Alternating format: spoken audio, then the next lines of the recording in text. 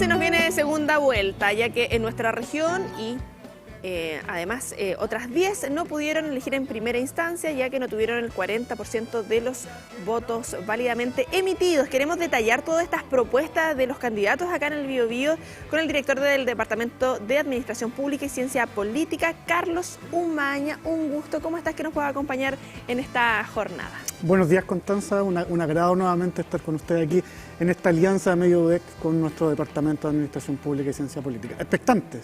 Queda poco, ya queda poco. Queda poco para esto, donde la ciudadanía es protagonista. Y para ponernos un poquito en contexto, queremos revisar acá una nota para ver en qué condiciones también nos encontramos como ciudadanos a puertas de este 24 de noviembre. El domingo 24 de noviembre, las y los habitantes de la región del Biobío regresarán a las urnas para decidir quién será el próximo gobernador regional en la segunda vuelta electoral. El exintendente Sergio Yacaman García, respaldado por el Pacto Chile Seguro, y el ex senador Alejandro Navarro Brain, apoyado por el Pacto Todo por Chile, buscarán convencer a las y los votantes con sus propuestas enfocadas en temáticas claves como desarrollo regional. Yo quiero apostar desde el gobierno regional, como gobernador, por la acuicultura de tierra. Cuando se discutió la ley de pesca, propusimos, junto a la entonces senadora Evelyn Matei, separar la ley de pesca con una ley de acuicultura. Eso no fue posible, pero creo que va a ser muy necesario. No se está discutiendo hoy día en la nueva ley de pesca, porque la oportunidad extraordinaria que tiene la región de ir a la acuicultura de tierra, porque el cambio climático va a ejercer un problema, y está ejerciendo un problema grave en materia de pesca. Es una industria que es muy natural de la región, que es la industria logística portuaria. Es una ventaja comparativa que tiene que ver con nuestra geografía y que poco a poco se fue transformando en una ventaja competitiva con la instalación de nuestra red de caminos, con nuestros puertos, y eso se puede seguir potenciando. Otro de los temas relevantes es el área de seguridad. Como el gobernador actual no tiene facultades en seguridad ninguna, yo digo, primero, tomar decisiones sobre cómo vamos a ejercer la seguridad. Yo, te cuento brevemente, quiero instalar una central de cámaras regional en tiempo real con drones 24 horas sobre las ciudades, de tal manera de que la información que se genere tenga una canalización, una centralización que permita actuar de las fuerzas policiales. Las facultades del gobernador no son la responsabilidad de seguridad, pero sí se puede hacer mucho.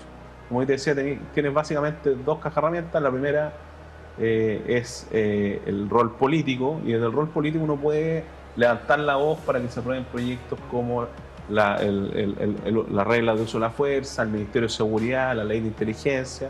Y por otro lado, con la segunda caja de herramientas, que es la de recursos, uno puede generar infraestructura policial, equipamiento policial.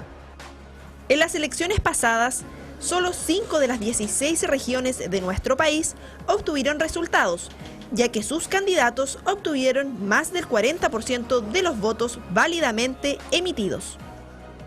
En esa instancia, Sergio Yacaman alcanzó el primer lugar en preferencias con el 24,6%, es decir, con 231.407 votos. En paralelo, Alejandro Navarro registró el 19,27% de las preferencias con 181.314 sufragios. Y también escuchando a la ciudadanía. Creo que aquí el gran vencedor fue el voto nulo. Aquí ni la primera ni la segunda mayoría son los ganadores. Ganó el voto nulo, ganaron los votos en blanco, y ese es un campanazo que tiene que llamar la atención de la política, de los partidos y también de la propia ciudadanía respecto de por qué decidieron votar nulo y blanco. Justamente la elección no es del candidato, son los ciudadanos los que eligen, y yo esperaría que esté el recuento completo, y en virtud de lo que la ciudadanía haya decidido para la segunda, uno tendrá que construir la estrategia y el despliegue, pero yo creo que el desafío de uno no es de intriga y conspiración para ganarte al contendor, sino más bien para conquistar a las personas con las propuestas, con la trayectoria y con las ideas. Con esta segunda vuelta se definirá quién liderará los destinos de la región del Biobío por los próximos 4 años. Los resultados comenzarán a conocerse a partir de las 18 horas del domingo 24 de noviembre. Donde estaremos entregando esos resultados, se proyecta y se espera, conociendo en las elecciones anteriores a gobernador, Carlos, cerca de las 20 horas ya vamos a tener un resultado, una tendencia clara. Y además esta es solo una elección, ¿cierto? En el proceso anterior fueron cuatro votos, sí, eterno para los vocales. Sí, así que ahí vamos a tener novedades tempranito al menos. Y lo que queremos detallar en esta instancia, programas de gobierno, entendiendo que muchas de las personas no se dan el tiempo o desconocen también, esto está abierto al público, las propuestas de ambos candidatos y también de todos los candidatos en la primera vuelta.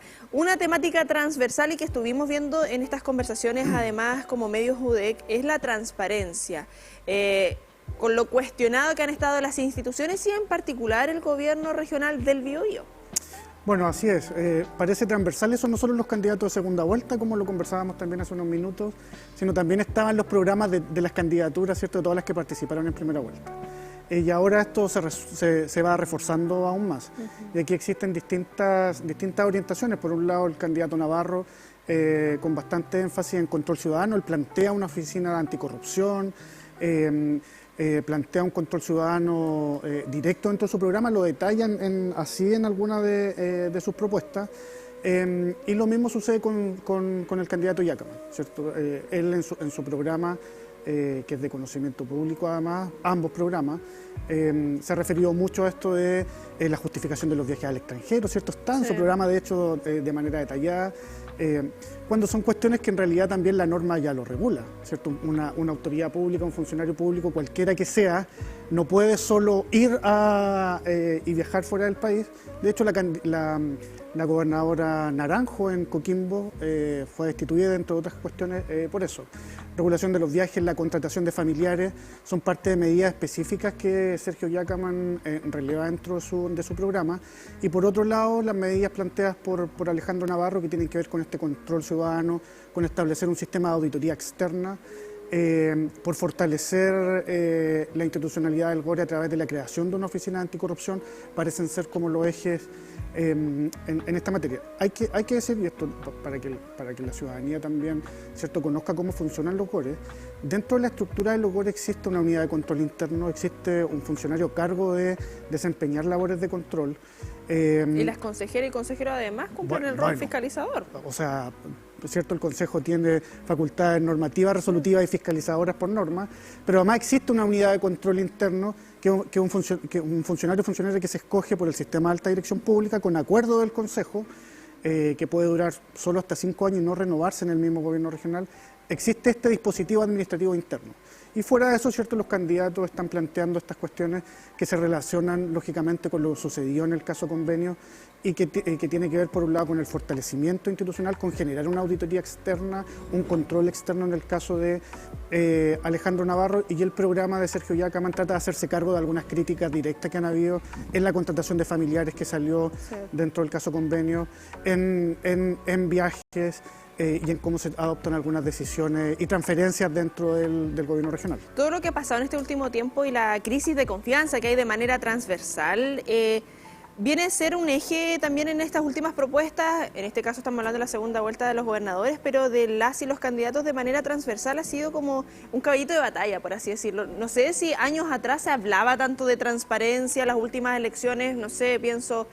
No en las últimas, pero me refiero a hace 10 años atrás, no hablábamos tanto de transparencia como lo que se está hablando ahora. Claro, es que depende bastante del momento y de la discusión pública que se esté dando. En este caso, ¿cierto?, ha sido... Es el tema. Es el tema. Sin ir más lejos, hace un par de días atrás, cuando públicamente, y esto, ¿cierto?, todos lo escuchamos, cuando el actual gobernador indica que se decanta por una opción que es la de Sergio Yacaman, el candidato Navarro sale inmediatamente a generar esta suerte de opacidad. ¿Por qué? Pasará que tenemos como acuerdo, ¿cierto? Es una discusión que va a estar, es una discusión que a la ciudadanía también le importa. Los gobiernos regionales manejan una cantidad ingente de recursos, por lo tanto, ¿cierto? Es importante los mecanismos de fiscalización, los mecanismos de control, y tú dijiste algo súper importante. El rol que tiene el Consejo Regional como fiscalizador. La norma habilita la 19.175, habilita a los consejos regionales para fiscalizar, es parte de su naturaleza, ¿cierto? Cada consejero, pero el órgano colegiado, el consejo, para solicitar información, para controlar. Finalmente, en cada acuerdo que se adopta, los consejeros y consejeras pueden realizar estos procesos de fiscalización y es importante fortalecer esos roles, es importante que la ciudadanía los conozca, porque además existen mecanismos que son para los consejeros y consejeras, pero también información que el GORE debe disponer para la ciudadanía. El control ciudadano también debe estar presente ahí y se releva de una u otra manera en ambas candidaturas. Para poner un poquito en contexto, nosotros tenemos acá las propuestas de acuerdo al programa que ellos publican mediante CERVEL, a lo que se da en esta primera vuelta. Yo te hacía el comentario fuera de cámara porque uno espera muchas veces como ciudadano, como ciudadana, que claro, posterior a la primera vuelta, dentro de las celebraciones de pasar a segunda vuelta, hay apoyos. Salen ciertos grupos a apoyar a el candidato Jácama, el candidato Navarro, y uno diría, oye, estas propuestas pueden cambiar, pero, por ejemplo, en temáticas de seguridad y transparencia, si no decir todos los candidatos y candidatas tenían similitudes, y siguiendo en esa línea, la seguridad, donde ambos candidatos acá en la nota veíamos, no tienen facultades directas, pertenecen a la delegación, pero ellos de igual manera entregan sus propuestas de lineamiento hacia dónde quieren ir. Mira, es importante esta discusión de la seguridad, ¿cierto? Y parece ser uno de los ejes principales de las plataformas programáticas de los candidatos. Y aquí se leen, yo diría, los distintos roles que tiene el gobernador regional. Creo que algo conversamos de esto en la entrevista anterior cuando estuvimos, ¿cierto?, dialogando. Y Sergio Jácama lo lee de manera bastante clara. Existe un rol político de articulador de las necesidades del territorio y un rol más ejecutivo ligado al cargo de gobernador regional y las competencias que tengo, ¿cierto? Y en cuanto a rol de representación del territorio, existe un fuerte componente discursivo en la preocupación de la ciudadanía por la seguridad, que se tiene que trasladar también al nivel central.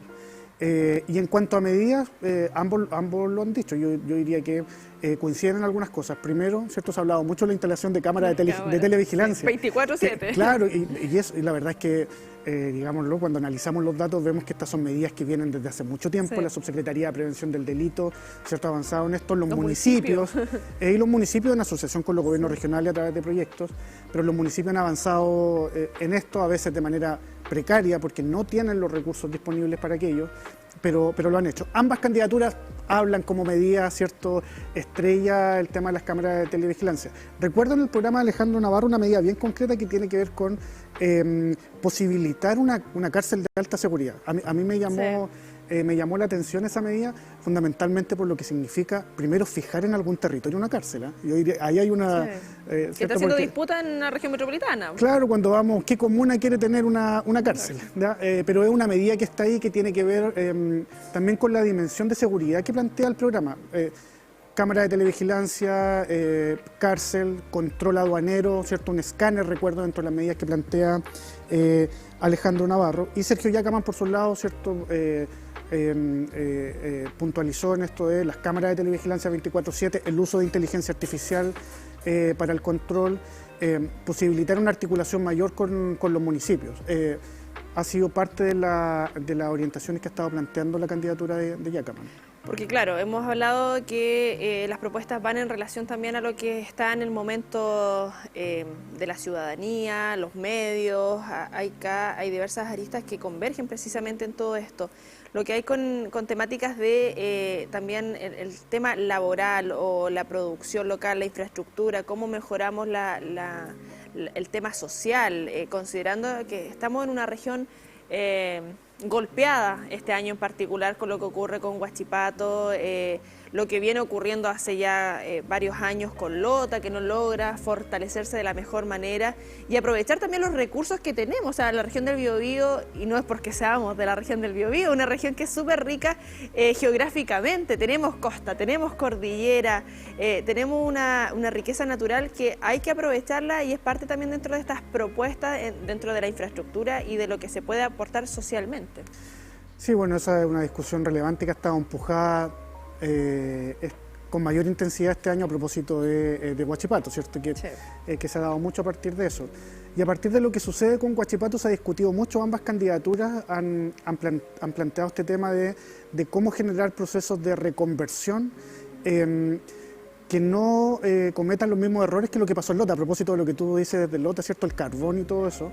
Hay un análisis bastante importante en no cometer los mismos errores. Lota, Penco, ¿cierto? Tomé. Claro. Son experiencias que la región ya ha tenido de procesos que podríamos decir fallidos en cuanto a medidas que se adoptaron para la reconversión, particularmente en materia de empleo. Y han sido bastante cuidadosos en plantear ese tema, el cómo. No sé si tan profundos ¿cierto? En la forma, porque se hace esa reflexión. Pero en la medida y en cómo articularlas con la función de los gobiernos regionales, quizás ahí estamos con un nivel de detalle menor. Se habla mucho de la innovación, se habla mucho de la articulación virtuosa entre la institucionalidad pública y las universidades, la generación del conocimiento, ¿cierto? El distrito de innovación. Por un lado, el candidato Navarro habla mucho de fortalecer la acuicultura de tierra, ¿cierto? Cuando estuvo con nuestro rector, algo mencionó respecto de eso, de la ley de pesca. Bueno, recordemos que Navarro, en su condición de ex parlamentario, diputado y senador, participó, conoce los procesos de manera bastante detallada. Y por otro lado, Sergio Yacaman también habla de fortalecer la pesca, fortalecer la agricultura, la industria forestal, ¿cierto? Que tiene que avanzar además en el escenario que tenemos de riesgo de desastres, ¿cierto? Incendios y otra serie de cuestiones, pero parece ser menos detallado. Yo diría que innovación, la articulación entre las universidades y la institucionalidad pública. En el caso de Sergio Yacaman, un fuerte énfasis en cómo se articula con el mundo privado, cómo convoco, ¿cierto? Cómo transformo a la región en esta plataforma, en cómo convoco a las regiones que utilizan nuestros puertos, y en el caso de Alejandro Navarro tiene un fuerte componente en la relevancia que le da el Estado como promotor de este tipo de iniciativas. Yo creo que ahí hay una distinción que es posible evidenciar de sus programas, pero siempre en este contexto de grandes ideas. Yo no diría que existe tanto nivel de detalle en materia de fomento, sí, ¿cierto? Relacionado con el origen que tienen las funciones del gobierno regional, que es posibilitar proyectos, posibilitar infraestructura pública.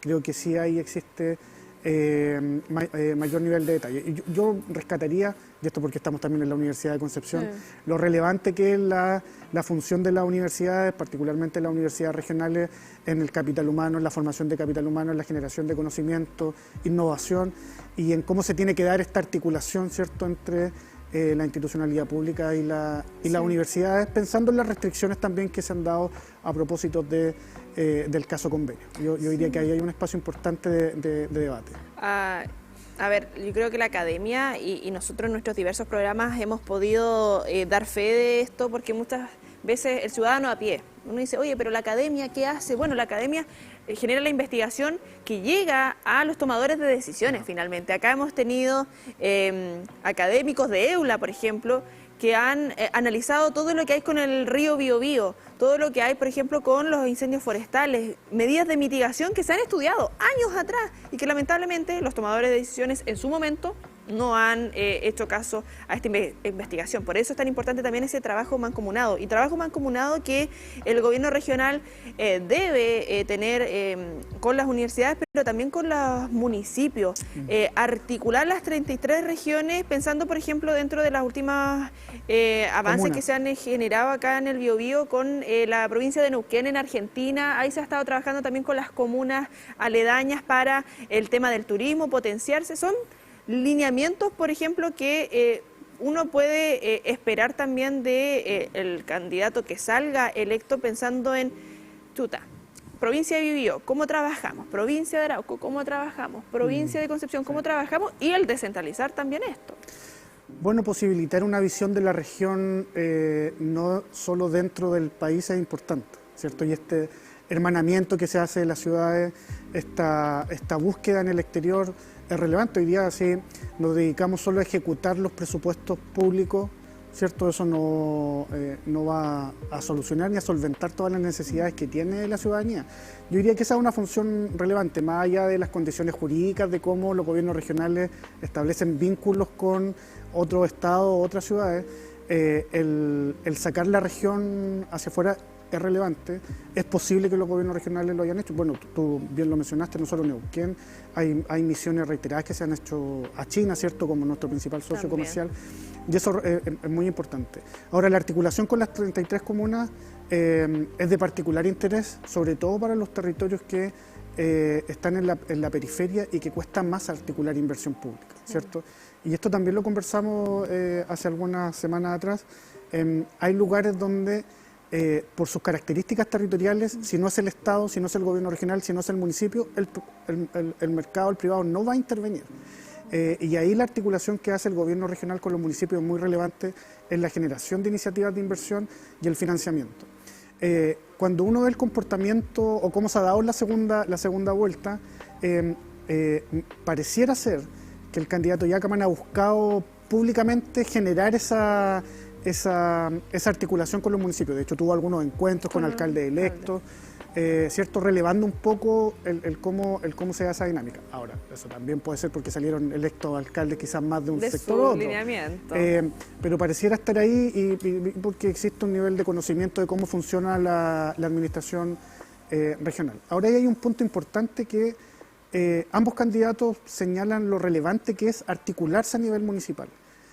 Pero tampoco está el cómo, más allá de la idea en general. Claro, y más allá de que vamos a aprobar proyectos en infraestructura, en recintos deportivos, en materia de cultura, pero hay un tema relevante en cómo generamos capacidades también en los municipios, ¿cierto? Si sabemos que el municipio de Tirúa tiene que competir con el de Concepción en formular iniciativas para poder ser financiadas por el gobierno regional, es claro que no basta solo con decir voy a financiar proyectos. El gobierno regional debiera tener un rol más activo en facilitar la postulación y la formulación de iniciativas en determinados territorios. No basta solo con decir si el proyecto está aprobado, le vamos a asignar fondos. Es relevante cómo me articulo con los municipios, pero cómo genero que estos municipios que tienen menores capacidades institucionales por una serie de características puedan competir de igual manera, puedan generar el mismo nivel de iniciativas de inversión. De lo contrario, está generando nuevamente, ¿cierto?, una nueva brecha dentro de los territorios. Los gobiernos regionales son fundamentales para los municipios y los municipios para los gobiernos regionales. Recordemos que si no existen iniciativas de inversión que vayan siendo aprobadas, esto afecta a la ejecución presupuestaria de los gobiernos regionales. Sí. Y sabemos, ¿cierto?, que la ejecución presupuestaria es un indicador relevante de cómo nosotros mismos evaluamos la gestión de los GORES. Se hace mucha alegoría cuando se dice el gobierno regional del Biobío durante mucho tiempo fue de los que tuvo mayor ejecución presupuestaria, 80, 90%, 100% al cierre, como un dato relevante. Hoy día, por ejemplo, yo miraba unos datos, creo que la semana anterior, gobiernos regionales que en el país tienen un 25% de ejecución al mes de agosto, 16%. ¿Qué dice eso? Que no tenemos, que no existen problemáticas que resolver. Proyecto, no hay idea. Entonces, claro, la articulación a nivel municipal es importante, ambas candidaturas lo relevan.